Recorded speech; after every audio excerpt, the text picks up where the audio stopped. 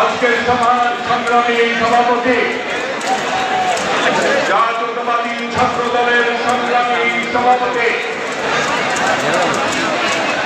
ছাত্র নেতা রাকিবুল ইসলাম রাকিব প্রধান অতিথি হিসাবে উপস্থিত আছেন,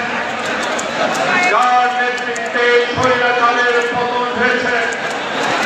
এবং যার নেতৃত্বে ইনশাআল্লাহ আমরা একটি আধুনিক উন্নত বাংলাদেশ প্রতিষ্ঠা করব।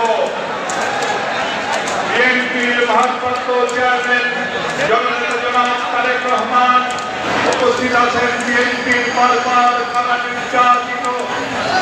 সংগ্রামী মহাসচিব জনাব মির্জা ফখরুল ইসলাম আলমগীর উপস্থিত, ছাত্র দলের সাবেক নেতৃবৃন্দ, বর্তমান নেতৃবৃন্দ উপস্থিত, ভাই এবং বোনেরা, সাংবাদিক ভাই এবং বোনেরা, এই যে আমরা এখানে যারা আছি,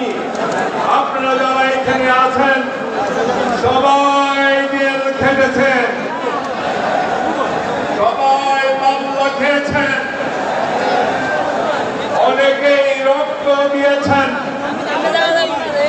আমাদের অনেকেই সাজা